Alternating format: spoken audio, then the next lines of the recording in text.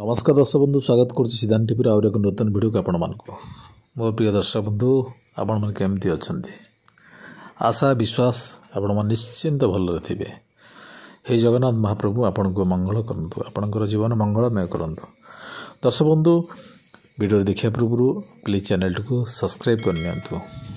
धन्यवाद।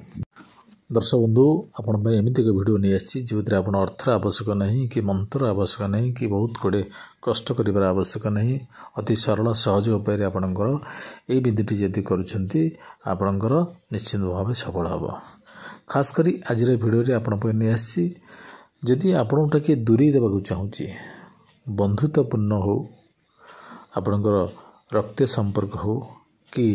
भल पाइबार संपर्क हो खास करी युवपीढ़ी मान के देखा जाए भल पाइबार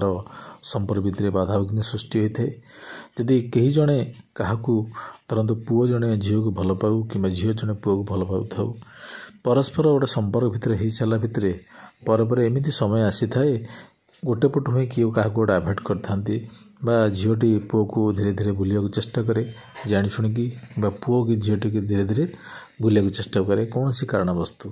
तेणु यही कार्य आपड़ एमती एक छोटिया उपायटे कहि जो थे आप जदि व्यवहार कर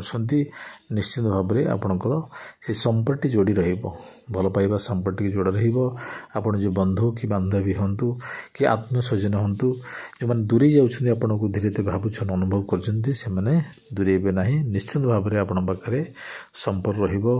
तेणु यह क्रियाटी करूँ विश्वासर सह करूँ निश्चित भाव में आपंकर कार्य आसो। एबे आपन मु कहिनोची या क्रियाटी केमिति करिवे क्यों दिन क्यों बार अनुसार करेंगे आपन कहि दुची एड कले निश्चित आप सफल हेबे। दर्शक बंधु आपन संक्रांति अमावास्या एई दिन मानक छाड़ी देले आपन सब दिन मानक याकू करि परिबे। कोन करिवे ना 11टी चाउल नेबे अरुआ चाउल 11टी नेबे जो अरुआ चाउलटी एक भल अरुआ चाउल होइतबा दरकार जो खुण नथिबो निखुण अरुआ चाउल 11टी नेबे आ किछि हलदी नेबे। कौन करिवे ना ये जो 11टी हरा चाउल नेबे ये हरा चाउल रे किछि हलदीर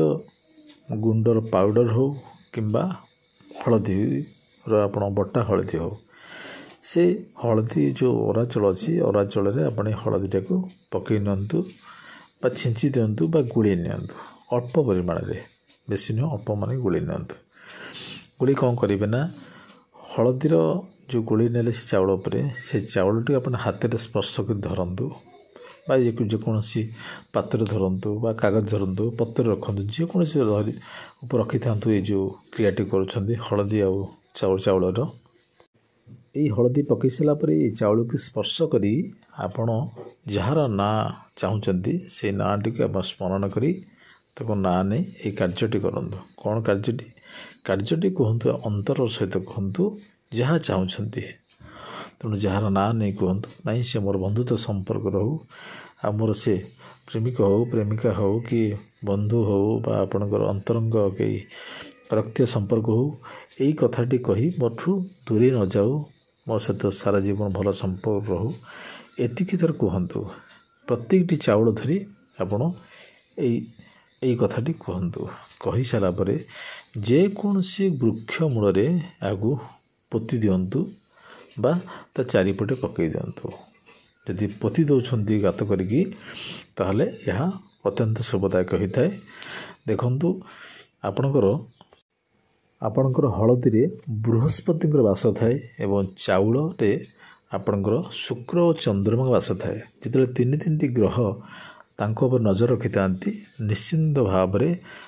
ये हूँ सफलर धारा निश्चित भाव सबल हे तीनोटी ग्रह जिते आकृष्ट करेंगे निश्चित भाव में सी आपण रे आपण केबे भी दूरे जीवेनि यही सरल उपाय करूँ सहजरे निश्चिंत विश्वास से करूँ दर्शक बंधु सफल निश्चिंत पाइबे आपण। मोर प्रिय दर्शक बंधु जदि मोर कथा पद्धति आपन को विश्वास लगी आपणकर हृदय को स्पर्श करछि ताहले वीडियो शेयर करेंगे लाइक गोटे करिया को आदौ भूलिबे नहीं। धन्यवाद। जगन्नाथ आपणकर मंगल करंतु।